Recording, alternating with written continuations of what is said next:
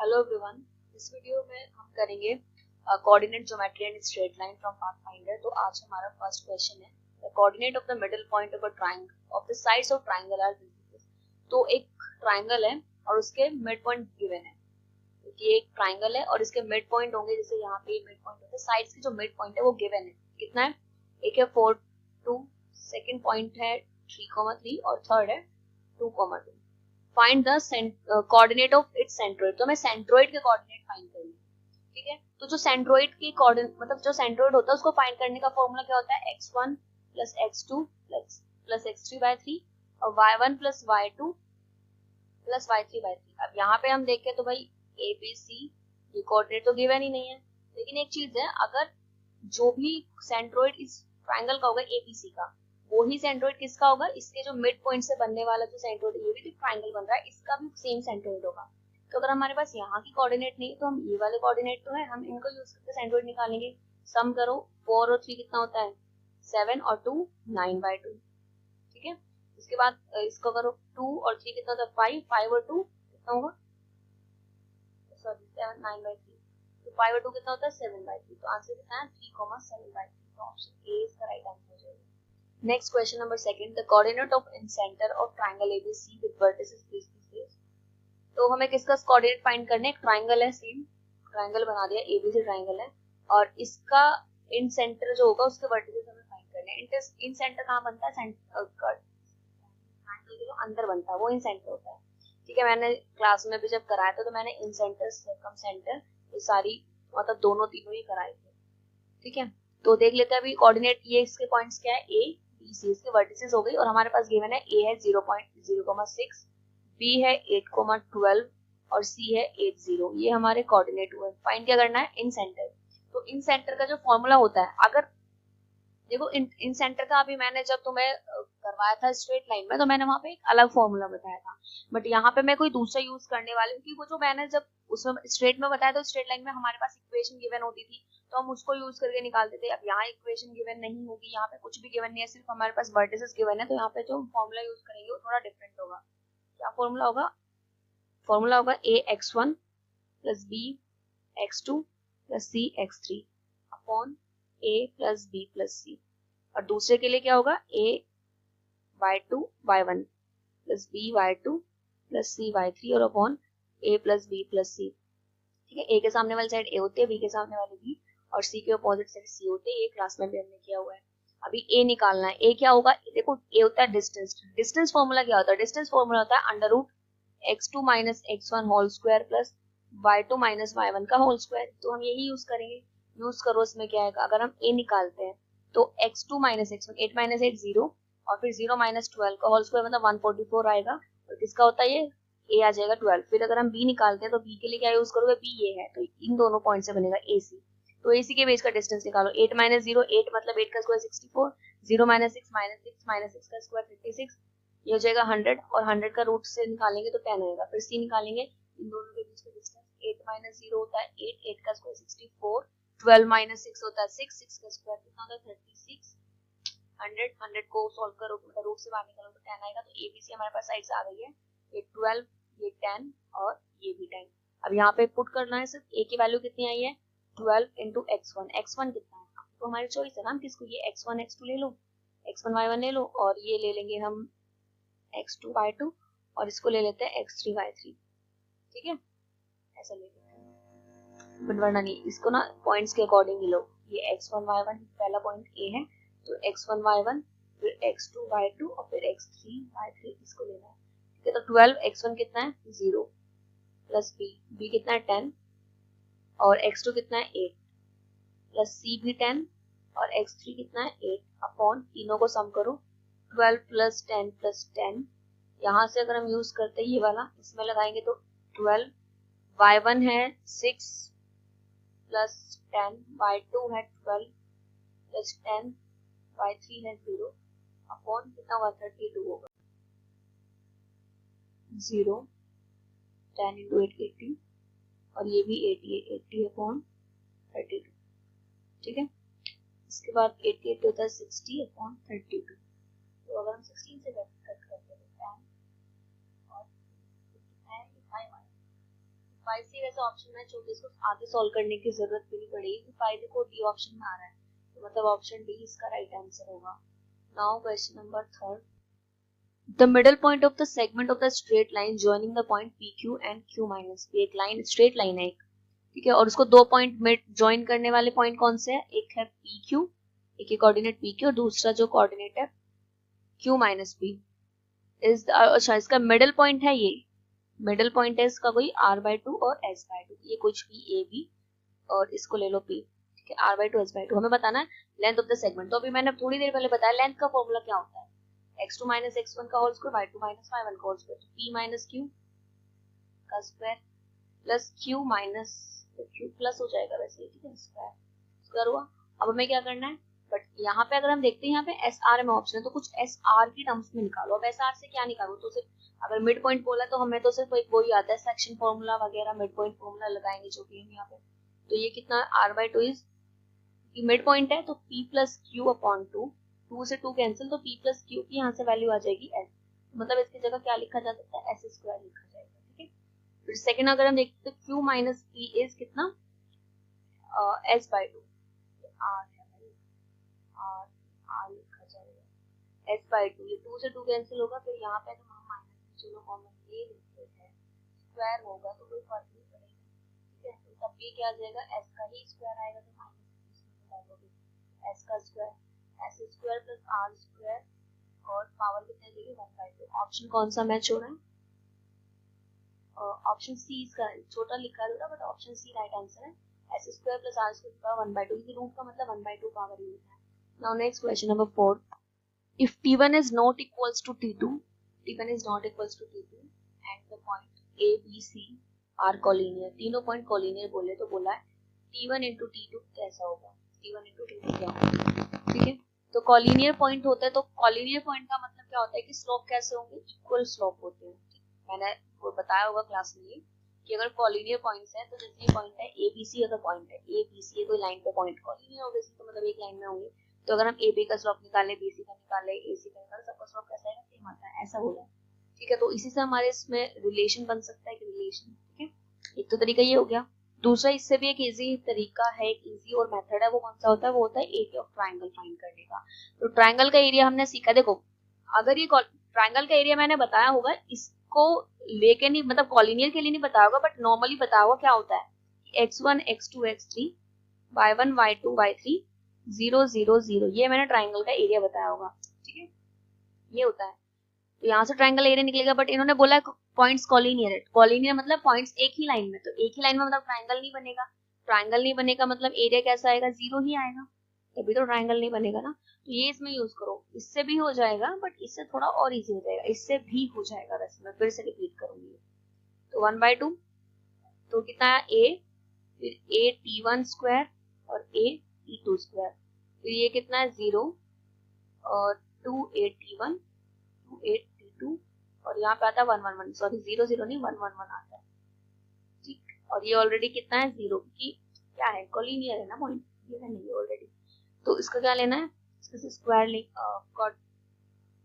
निकालेंगे इसका, यहाँ से a कॉमन निकालो, पेन चेंज कर लेती हूँ, निकला, यहाँ से 2a कॉमन निकालो, 2a, ये भी निकल गया, ठीक है। उसके बाद अब कुछ नहीं निकल पाएगा, 2 से 2 यहाँ बचेगा सिर्फ a स्क्वायर, इसका सॉल्यूशन इधर कर लेते हैं। यहाँ आएगा कितना 1 t1 square t2 square 0 t1 t2 1 1 1, expand करो ये 0 में डाल देना a स्क्वायर को, तो 1 कितना आएगा, इसको ये नहीं ये लोगे नहीं, तो t1 माइनस t2 प्लस 1, उसके बाद ये और ये नहीं लेना, तो t1 square t2 minus t2 square t1 is 0, दोनों से t1 माइनस t2 ये है, फिर यहाँ से बाहर अंदर से निकलेगा t1 t2 कॉमन निकलेगा, बचेगा कितना t1 minus t2 is 0।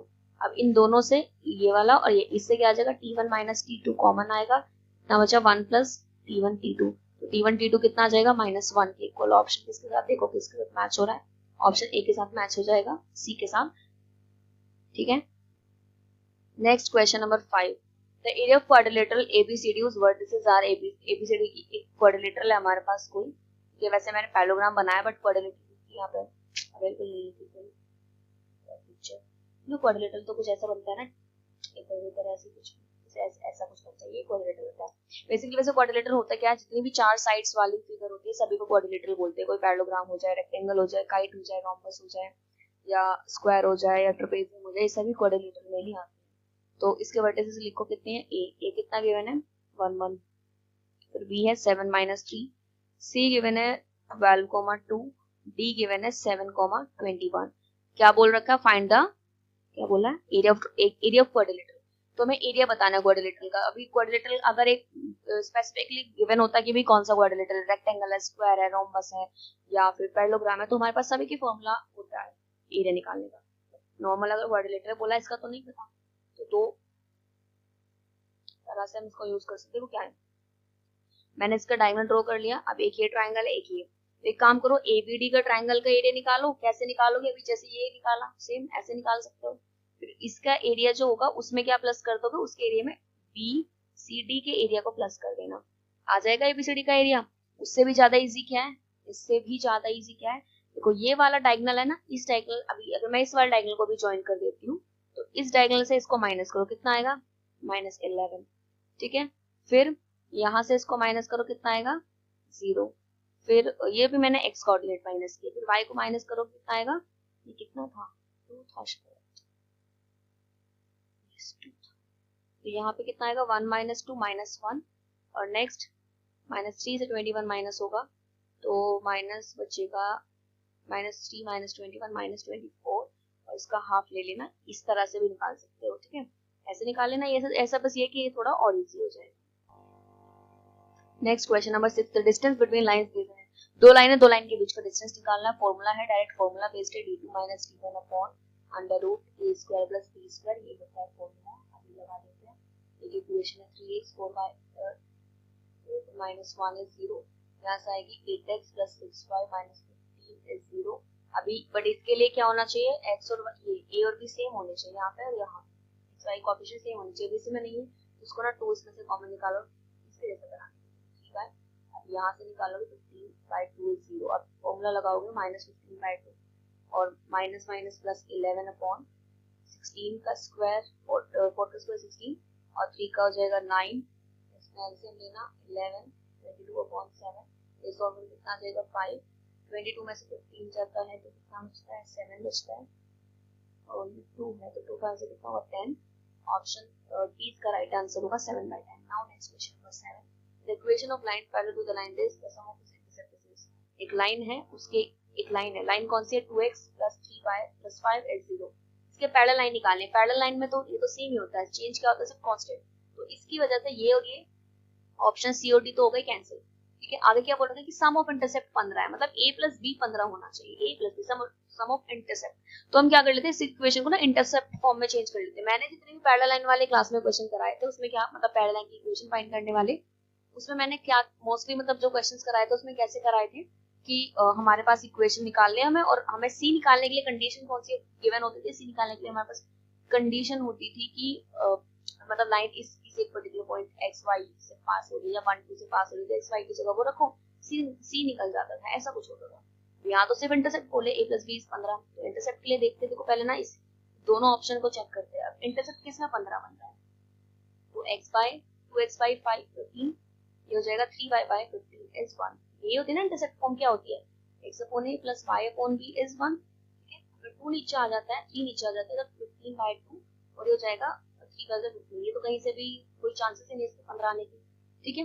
Next देख लेते हैं, 2x + 3y is 18, इसको 18 को डिवाइड में लेकर आओ, यहाँ क्या बचेगा 1 बचेगा। अब इस 2 को डिवाइड में लेकर जाओ, 3 को डिवाइड में लेकर जाओ, यहाँ पे आएगा 9, यहाँ आएगा 6, तो कितना आएगा जाएगा 15 आ जाएगा। Now next question number 8, question number 8 में क्या गिवन है, the line this divides the point of line, ठीक है। एक लाइन है, ये लाइन हो गई, इसके पॉइंट्स हमें गिवन है, कौन से पॉइंट को ज्वाइन कर रहा है -1 और 1, और दूसरा 5 और 7। कोई एक लाइन है x + y = 4, ये लाइन इस लाइन को कट कर रही है, ठीक है, और हमें बताना है कि किस रेशो में कट कर रही है, बस ये नहीं हमारा काम है, रेशो बताना है। रेशो पता नहीं है तो कि रेशो 1 लेट कर लेते हैं, ठीक है। रेशो क्या बताना, अभी पहले हम इस पॉइंट्स को फाइंड कर लेंगे, देखते हैं क्या आता है। तो इस पॉइंट के कोऑर्डिनेट क्या आ जाएंगे, तो मैं निकाल लूंगी, तो कितना आएगा यहाँ से 5 के, फिर -1 अपॉन a + 1, दूसरा क्या आएगा 7 के, प्लस 1 अपॉन के प्लस 1। ये इस पॉइंट की कोऑर्डिनेट है, इस पॉइंट की कोऑर्डिनेट है मतलब ये इस लाइन पे लाई करेंगे तो x y की जगह पुट कर दो 5k minus 1 plus 7k plus 1, सीधा सीधा x प्लस 1 को उधर भेज दो 4k प्लस 4, फिर इससे ये कैंसिल हुआ 12k और 4k प्लस 4 इधर आएगा तो 8k और तो कितना आएगा k is 1/2, तो रेशियो कितना है 1/2, मतलब option B is right answer. Now next question number 9 यहाँ पे पूछा था put a perpendicular drawn from 0,5, एक लाइन है हमारे पास 3x - 4y - 5 is 0, ये हो गई एक लाइन की इक्वेशन है 3x - 4y - 5 is 0 और किसी एक पॉइंट से p पॉइंट से यहाँ पे परपेंडिकुलर ड्रॉ किया गया है इस लाइन पे। अब इस परपेंडिकुलर के फुट फाइंड करने, तो लेट कर लेते हैं फुट h, के मैंने यहाँ पे एक फॉर्मूला लिखवाया था। फॉर्मूला क्या लिखवाया था कि जब कुछ फुट परपेंडिकुलर बोला जाए तो ये वाला फॉर्मूला यूज करना, h - x1 अपॉन a, बताऊंगी भी क्या क्या होता है, b minus a x1 b y1 c upon a square. अभी देखो h के तो क्लियरली हमने वो है जो हमने फुट लेट की, a भी क्या है, ये होता है b और ये होता है c, और x1 y1 होता था ये पॉइंट, मैंने ये फॉर्मूले में लिखा था। अभी पुट करो h माइनस x1 कितना है 0, a कितना है 3, ये a ही है, y1 कितना है 5, b कितना है -4, ठीक है। उसके बाद माइनस a तो 3 है, अब अगर तुम इसमें इसको 0 को पुट करो तो भाई 0 आएगा ना, 5 को पुट करोगे तो कितना आएगा -20, और c ऑलरेडी हमारे पास -5 है, और नीचे कितना आएगा, रूट तो नहीं है, a स्क्वायर मतलब 9 प्लस 16, ठीक है, दोनों कैंसिल। देखो ऊपर से भी हमारा -25 और +25, नीचे भी +25 बन रहा है, इसको ले लो यहाँ h अपॉन के, दोनों कैंसिल, h की वैल्यू कितनी आ गई है k, h की वैल्यू आ गई 3, सॉरी तो h की वैल्यू कितनी आई 3। अभी दो ऑप्शन में डाउट है, फिर कौन सा आएगा, फिर इसको यूज करो अपॉन -4, ये आ जाएगा कितना 1 आएगा, -4 को इधर भेजना तो -4 फिर 5 भेजो इधर, -4 + 5 is 1, तो ऑप्शन कौन सा मैच हुआ 3,1। अ पॉइंट h के lies on the straight line, एक स्ट्रेट लाइन पे पॉइंट लाई कर रहा है, ठीक है। अगर हम स्ट्रेट लाइन एक बना लेते हैं, लाइन की इक्वेशन है x + y + 1 is 0, और इसी लाइन पे कहीं ये जो पॉइंट है h के लाई करेगा, ठीक है। तो अगर ये इस लाइन पे लाई करेगा तो क्या इक्वेशन होगी, hk + 1 is 0, h + k is -1, ठीक है, फर्स्ट इक्वेशन। उसके बाद क्या बोल रखा है, and is at a distance 5 units from origin, और इसका ऑरिजिन से डिस्टेंस कितना है 5 यूनिट्स, तो ऑरिजिन तो ये होता है 0,0, डिस्टेंस कैसे फाइंड करते हैं, √h - 0 का स्क्वायर मतलब h square k square, square लोगे तो h स्क्वायर + k स्क्वायर, इस तरह से आएगा। अब देखो क्या है, इन्होंने बोला है इफ k इज नेगेटिव, अगर k की वैल्यू नेगेटिव है तो h किसके इक्वल आएगा, h इज इक्वल टू -3, 3 -4 या 4, तो अभी k इज नेगेटिव पता नहीं ना कितना नेगेटिव वैल्यू आएगी, बट कितनी नेगेटिव वो नहीं पता, तो एक काम कर लेते हैं h की वैल्यू यहाँ पे डाल के देखते हैं h की कौन सी वैल्यू डालने पे k नेगेटिव आता है, जिस पे आ जाएगा वो यहाँ से हो जाएगा, ठीक है। तो अगर मैं h की वैल्यू डालती हूँ -3 फॉर एग्जाम्पल, मैंने h की वैल्यू क्या डाल लिया -3 डाली, कहाँ डालते हैं, यहाँ डाल लेते हैं, h की वैल्यू अगर हमने डाल दी -3 तो -3 का स्क्वायर हो जाएगा 9, तो k स्क्वायर कितना आएगा +-4, ठीक है, k की वैल्यू आई +-4, बट इन्होंने बोला कितना है, उन्होंने बोला है k नेगेटिव ही आना चाहिए, मतलब हमने -4 ले लिया, -4 इसमें डालो सेटिस्फाई करेगा क्या, -4 + k is -1, k is -1, h is -1 + 4, तो ये कितना आ रहा है, 3 आ रहा है। अभी यहाँ हमने -3 ली बट इधर 3 आई, इसका मतलब क्या है, तो गलत है। अब 3 चेक करो, 3 लेते तो इधर से तो सेम ही आएगी, k की वैल्यू -4 ही आएगी, यहाँ पुट करो -4 + k is 1, तो k की वैल्यू कितनी आ गई, इस बार 3 आ गई, 3 ही ली और 3 ही आई, ठीक है। k नहीं यार, h की वैल्यू k तो हमने पुट किया है, ठीक है, तो h की वैल्यू अभी इस बार 3 ही रखी तो 3 ही आई, इसका मतलब क्या है, ऑप्शन बी इसका राइट आंसर हो जाएगा। Question number 11, the area of triangle is 5, एक ट्राइंगल है और ट्राइंगल का एरिया कितना गिवन है 5 गिवन है, ठीक है। उसके बाद एरिया 5 है, इसके वर्टिसेस गिवन है a 2,1, b गिवन है 3, -2, एरिया इसका गिवन है 5 square metres, sorry 5 square units, ठीक है। बोला गया है the third vertex in first quadrant which lies on the line this, जो इसकी थर्ड वर्टेक्स है वो इस लाइन पे लाई कर रही है। अभी देखो, या तो हमारे पास ऑप्शन हो, या तो मतलब हम क्या करेंगे, या तो हम डायरेक्ट थर्ड वर्टेक्स निकालेंगे, जो कि पॉसिबल है, निकाल सकते हैं, बट इजी क्या रहेगा, इजी रहेगा अगर इन्होंने बोला है कि जो थर्ड वर्टेक्स है, जो भी कुछ है ये, जो भी कुछ वो इस पर लाई करेगी, मतलब इस इक्वेशन को सेटिस्फाई करेगी, और हमारे पास 4 ऑप्शन गिवन तो है वर्टेक्स के लिए, देखो कौन सा सेटिस्फाई करता, तो हमें रखने की जरूरत नहीं थी, डायग्राम भी बनाने की नीड ही नहीं थी। तो रखो इसमें 13 पहला ऑप्शन रखते हैं, 13/2 7/2 प्लस 3, अब देखते हैं सेम आता है क्या, 7 प्लस 6 आ जाएगा अपॉन 2, 13 अपॉन 2, मतलब पहले ऑप्शन सही आ गया, इसका मतलब ऑप्शन ए सही है, आगे चेक भी नहीं करना पड़ा। नेक्स्ट देखो, नेक्स्ट ऑप्शन है, नेक्स्ट क्वेश्चन है 12, the diagonal of quadrilateral ABCD are along the lines, दो हमें डायगोनल गिवन है किसी क्वाड्रिलेटरल के, डायगोनल एक ये है और दूसरा डायगोनल कितना ये, तो बोल रखा है कि जो एबीसीडी है वो रेक्टेंगल होगा, साइक्लिक क्वाड्रिलेटरल होगा, पैरेललोग्राम होगा, रोम्बस होगा। पहले हम पैरेलल की कंडीशन देखो, देखते हैं वो लगेगी कि नहीं लगेगी। पैरेलल की कंडीशन का आप लग सकते हो भैया, या तो देखो क्या हो जाए, ये दोनों सेम होते हैं और इसका सिर्फ कांस्टेंट चेंज होता है, उसके बाद हम आगे भी ट्राई करते हैं कुछ पैरेललोग्राम की कंडीशंस को चेक करने के लिए। बट अभी क्या है, अभी तो नहीं लग रहा है। वैसे भी स्लोप देखेंगे, सबसे बेस्ट है स्लोप देखो, ये भी मत देखो, स्लोप देखो। स्लोप क्यों देखना, कि अगर स्लोप इक्वल है इसका मतलब क्या, पैरेललोग्राम हो जाता है वो, ठीक है। अगर स्लोप इक्वल है तो देख लेते हैं एक बार, अगर हम इसका स्लोप देखते हैं तो कितना आएगा, y is equals to -x plus 4/3, ठीक है। तो स्लोप आया -1/3। इससे अगर हम देखते हैं तो y is -2y is -6x plus 7, तो y कितना आया -6/-2 और कितना है ये, तो हमें तो स्लोप लेना है कितना है 3। अगर हम दोनों स्लोप का प्रोडक्ट करते हैं कितना आता है -1, तो -1 मतलब परपेंडिकुलर, तो किसके डायगोनल परपेंडिकुलर होंगे, वैसे भी डायगोनल्स की वो की इक्वेशन। तो ऐसा कौन सा इनमें से, ऐसे कौन से पैरेललोग्राम, रोम्बस, साइक्लिक क्वाड्रिलेटरल या रेक्टेंगल, कौन ऐसा होता है, कौन सा क्वाड्रिलेटरल ऐसा होता है जिसके डायगोनल्स परपेंडिकुलर होते हैं, तो क्लियरली रोम्बस के डायगोनल परपेंडिकुलर होते हैं, इसलिए ऑप्शन डी इसका राइट आंसर होगा। Now next question number 13, the equation of straight line passing through the point of intersection of lines this and this। देखो ये भी हमने कॉन्सेप्ट पढ़ा था कि जब हमसे पूछा जाए कि दो लाइंस और उनको इंटरसेक्ट करके कोई एक लाइन जा रही है तो उसकी इक्वेशन बताइए क्या होगी।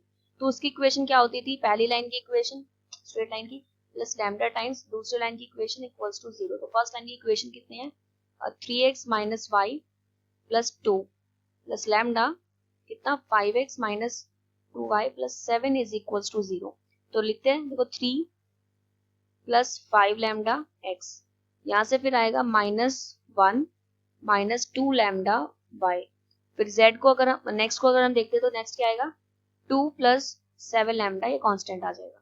अब ये हुआ इनके अकॉर्डिंग क्या है कि, और इस लाइन ही की इसी लाइन को, अभी देखो हमें लैम्डा निकालने के लिए कोई तो कंडीशन गिवन होनी चाहिए ना, क्या गिवन है, इसी लाइन के लिए बोल रखा है कि and having the infinite slope, मतलब स्लोप कितना होगा, इनफाइनाइट होगा। इनफाइनाइट कब बन सकता है स्लोप, जब 1/0 होगा, ठीक है। अगर इसका स्लोप यही देखो लाइन की इक्वेशन ये है, अगर स्लोप इनफाइनाइट है इसका मतलब क्या होगा, पहले तो उसको इसका स्लोप निकालो, इसका स्लोप कितना आएगा y इक्वल्स टू, ये माइनस में इधर पहुंचेगा x, ये नीचे फिर मान ऐसा आ जाता है, कांस्टेंट लिखने की नीड नहीं है, तो मतलब ये हो जाएगा स्लोप।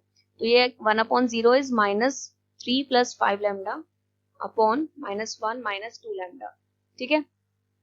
माइनस कॉमन ले लो, इसमें से ऊपर डाल दो 1/0 3 plus 5 lambda upon 1 plus 2 lambda, ये आया। अब इसके बाद हम क्या कर लेते हैं, इसमें से अगर हम क्रॉस मल्टीप्लाई करते हैं तो इससे मल्टीप्लाई होगी तो 1 प्लस 2 लैम्डा, ये 0 हो जाएगा। तो लैम्डा कितना आएगा -1/2 आया। जब लैम्डा -1/2 आया, अब तो हम इक्वेशन इसमें डाल के निकाल सकते हैं ना, इसमें डालो तो -3 प्लस 5 और माइनस का 1/2, ठीक है, ये x वाला पोर्शन हुआ।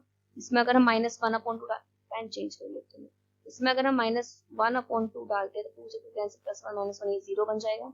यहाँ पे कितना बचेगा 2 प्लस 7/2, ठीक है, -1/2 है, इक्वल्स टू आएगा 0। तो इसको सॉल्व कर लो भाई, कैसे आता है -5/2 x ब्रैकेट है ये, फिर आता है ये कितना 2 - 7/2 इक्वल्स टू 0।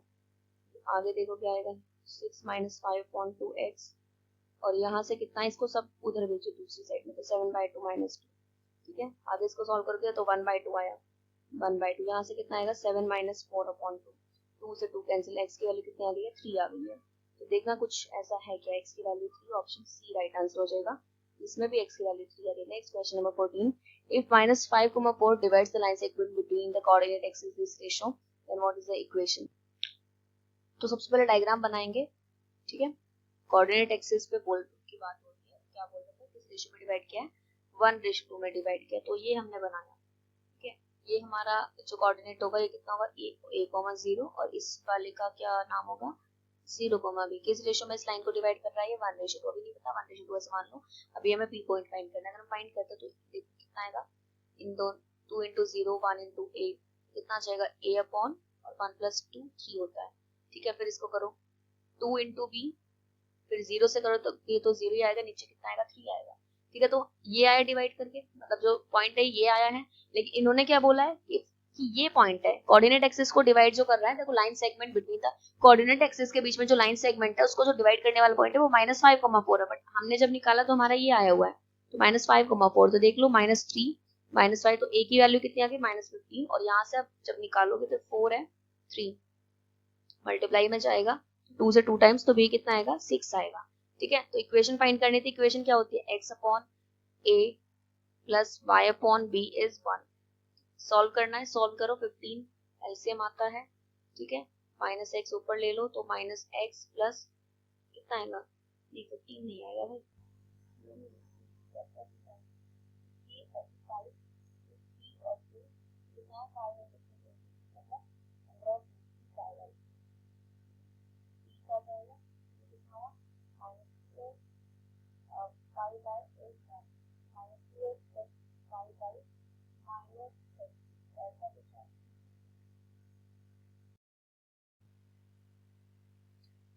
डायग्राम बनाते हैं इसका। तो कोऑर्डिनेट एक्सिस पे कोई लाइन ड्रॉ हो रही है। ठीक है, ये पॉइंट कितना होता है a, 0, ये पॉइंट कितना होगा 0, b। किस रेशियो में डिवाइड कर रहा है, ये पॉइंट इसको 1:2 में डिवाइड कर। ठीक है, निकालते कितना आएगा। ठीक है, अभी देखो इन्होंने तो ऑलरेडी गिवन है कि -5 आएगा, जो मतलब जो पहला कोऑर्डिनेट आएगा। यहाँ पे अगर मैं x लिखूं, x और y, तो x जो आएगा वो -5 आएगा। तो हम निकालते हैं 1 है, तो 1 × 0 0 आएगा, प्लस 2a अपॉन 3, तो यहाँ से कितना है -15/2। किसकी वैल्यू है, a की वैल्यू है। फिर भी निकालो, b के लिए 1 × b। ठीक है, और फिर दूसरा आएगा 0 अपॉन ये कितना है 3, तो b की वैल्यू कितनी है 12 आई। अब इक्वेशन मतलब इंटरसेप्ट फॉर्म लगाओ, फॉर्मूला लगाओ, x upon y plus b equals to 1। क्योंकि बोल रखा है ना, क्या नहीं बोल रखा था कि इक्वेशन ही निकालनी है लाइन की। तो x upon -15/2 plus y upon 12 is 1। और शायद अभी इक्वेशन तो निकाल ही सकते हो ना, बस इसकी इक्वेशन निकालना, आंसर निकालना और c के साथ मैच हो जाएगा, पक्का हो जाएगा, गारंटी से हो जाएगा। नेक्स्ट क्वेश्चन नंबर 15 देखते हैं। What is the locus of a point which is equidistance from the point this and the point this. तो हमारे पास पॉइंट है, हमें लोकस फाइंड करना है पॉइंट का जो इन दोनों पॉइंट से इक्वल डिस्टेंस पे। तो पहली बात तो ये कि लोकस होता क्या है। लोकस क्या होता है, मतलब देखो एक तो ये कि लोकस ऐसा नहीं है कि किसी एक ही या सर्कल में ही होगा या ट्रायंगल में ही होगा या किसी एक ही फिगर में होगा। वो किसी भी शेप के लिए हो सकता है, किसी भी स्ट्रक्चर के लिए हो सकता है। होता क्या है ये जो होता है लोकस, जो होता है, मैथ्स की बात कर रही हूँ मैं। ठीक है, लोकस जैसे बायोलॉजी में कुछ और मीन्स होता होगा लोकस का, होता है, होता होगा नहीं, होता है। तो अगर मैथ्स में हम बात करें तो लोकस क्या होता है, कुछ पॉइंट्स का सेट होता है। मतलब पॉइंट्स का सेट मतलब एक से ज्यादा पॉइंट होंगे तभी हम सेट बोल रहे हैं। जो भी हमारी सिचुएशन क्वेश्चन में गिवन होती है, जो भी रिक्वायरमेंट्स होती है, तो उन सभी को सेटिस्फाई करें। जिस शेप के लिए बात करें उस शेप या उस पर्टिकुलर जो भी स्ट्रक्चर होगा उस पूरे के लिए उसको सेटिस्फाई करा है, वो लोकस होता है। अब यहाँ पे बोला हुआ है कि ये जो लोकस है ये कैसा है, ये इक्विडिस्टेंट है इन दोनों पॉइंट से। अभी हमें नहीं पता लोकस क्या है, तो हम लोकस को ले लेते हैं h, k या x, y। ठीक है, h, k ले लेते हैं, x, y कुछ भी ले सकते हैं। अभी ये क्या है, इक्विडिस्टेंट है इससे भी और इससे भी। अभी ना बेटर होगा अगर हम m और n की कुछ वैल्यू ले लेंगे। n को ले लो 2, तो ये पॉइंट कितना बना 3, और ये हो जाएगा n 1 आया।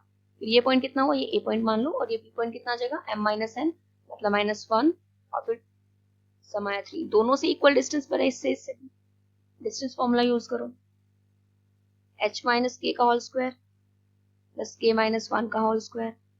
यहाँ पे करोगे तो h + 1 का होल स्क्वायर, h - 3 का होल स्क्वायर। स्क्वायरिंग करोगे तो ये कैंसिल हो जाएगा, ये जो रूट रखा हुआ है। ठीक है, फिर h - 3 का होल स्क्वायर, k - 1 का होल स्क्वायर, ये k होगा। अब अगर हम इक्वेशन यूज करेंगे, मतलब खोलेंगे इसको, तो h² + 9 - 6h, यहाँ पे हो जाएगा k² + 1 - 2k, इधर होगा h² + 1 + 2h, फिर k² + 9 - 6k। ठीक है, k² से स्क्वायर कैंसिल, h² से स्क्वायर कैंसिल।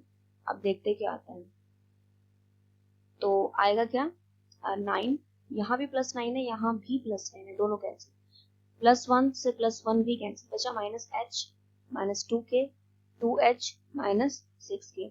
अब k को इधर ले आओ, h को उधर भेजो, तो कितना आएगा 6 और 4k और ये आ जाएगा 4h। ओके, तो 4 से 4 cancel, k equals to h। अगर मैं mn रखूं तो 1, देखो भाई यहाँ पे कुछ भी नहीं आ रहा है, इक्वेशन अभी h इक्वल्स टू k आ रहा है, h इक्वल्स टू k आ रहा है। भाई ये कैसे हो गया? ओके, मतलब हो सकता था ना हम इस पॉइंट को x अगर y रखते तो x इक्वल्स टू y आ रहा है, तो ऐसे में इनका रिलेशन क्या होगा, x इक्वल्स टू y, क्योंकि दोनों ही 1 1 आ रहे हैं, तो इसमें इसको ऑप्शन सी हम बोल सकते हैं, ठीक है ना, ऑप्शन सी ही बोल सकते हैं। 15th question, what is the locus of a point which is equidistant from the point this and this? तो locus point फाइंड करना है हमें पॉइंट का जो इक्वल डिस्टेंस पे इससे भी और इससे भी, तो सेट कर लो लॉकस है एक्स वाई, ठीक है, दोनों से इक्वल डिस्टेंस पे, तो भाई डिस्टेंस फॉर्मूला यूज करो ना, फिर क्या दिक्कत है, डिस्टेंस फॉर्मूला यूज करो, ठीक है, स्क्वायर करो उसका, फिर y minus n minus m का स्क्वायर, फिर इक्वल्स टू में आ जाएगा दूसरा क्या आएगा कि y x minus m minus n का होल स्क्वायर और y minus m plus n का होल स्क्वायर। स्क्वायर अब क्या करना है, स्क्वायरिंग करो, रूट हटेगा, अंदर से a स्क्वायर बी स्क्वायर का फॉर्मूला लगाना, फॉर्मूला इजीली लग जाएगा। थोड़ा सा लेंदी है, थोड़ा नहीं बहुत, मतलब थोड़ा ज्यादा लेंदी है, बट सिंपल है, ठीक है, ऑप्शन सी के साथ मैच हो जाएगा, इजीली हो जाएगा, इसमें कुछ इधर उधर की चीजें नहीं है। नाउ नेक्स्ट है question number 16, x cos theta plus y sin theta is 2 is perpendicular to the line this, what is one of the value of theta? ये दोनों लाइन परपेंडिकुलर है, तो हमें क्या फाइंड करना है, थीटा की वैल्यू फाइंड करनी है। थीटा आप देखो परपेंडिकुलर बोल रहा है, तो मेरे दिमाग में सिर्फ एक चीज आई है, स्लोप। स्लोप देखते हैं, ठीक है, अगर हम इसका स्लोप देखते हैं तो y इक्वल्स टू कितना आएगा, minus cos x upon sin x, ठीक है, x minus plus 2 upon cos x, ये बनेगा, तो स्लोप कितना है, माइनस cot x, ठीक है। ओके, अभी मल्टीप्लिकेशन में हम दूसरे का स्लोप पढ़ेंगे, क्या है, परपेंडिकुलर है, आवाज नहीं करनी, आगे देख लेते हैं फिर सेकंड लाइन का स्लोप। तो minus y is minus x plus 3, तो y इज x माइनस 3, यहाँ से स्लोप आया 1, तो दोनों का प्रोडक्ट अगर हम करते हैं तो कितना आना चाहिए, -1, cot x इज 1, 1 कब आता है, π/4, तो आंसर ऑप्शन बी इसका राइट आंसर है। एक बार मैं चेक कर लेती हूँ सही है कि नहीं है, ठीक है, कौन सा ऑप्शन, 16th का ऑप्शन सी, ऑप्शन बी सही है, राइट है, राइट। नेक्स्ट क्वेश्चन 17, तो 2 points this and this respect to line this, तो हमें बताना ये पॉइंट लाइन के ऊपर है, सेम साइड में है, लाइन के ऑपोजिट साइड में है, या नन ऑफ दीज। तो 2 लाइंस, ठीक है, साइड देख लेते हैं, देखो इसको ना क्या कर सकते हैं इसमें, देखो क्या करेंगे, 3x minus 5y plus 7 is 0। अब इस लाइन के ऊपर है तो सेटिस्फाई कराओ, 2 को डालो 6, 5 प्लस 7 कितना आएगा, ये 8 आ जाएगा, ठीक है, फिर इसको डालेंगे 9 प्लस 5 प्लस 7 कितना आएगा, ये 14 और 7 21 आ जाएगा, मतलब पॉजिटिव नहीं, मतलब साइन सेम आ रहे हैं, ठीक है, अगर साइन सेम आते हैं तो दोनों एक ही साइड में आते हैं, कोई भी साइड हो सेम साइड में आएंगे पॉइंट्स। अगर साइन आ जाते हैं ऑपोजिट साइन होंगे, ऑपोजिट साइन, ये भी अपने नोट्स में ऐड कर लेना। तो अगर ऑपोजिट मतलब एक पॉजिटिव एक नेगेटिव, तो साइन कौन से कैसे आएंगे, ऑपोजिट साइड में ये पॉइंट्स आएंगे।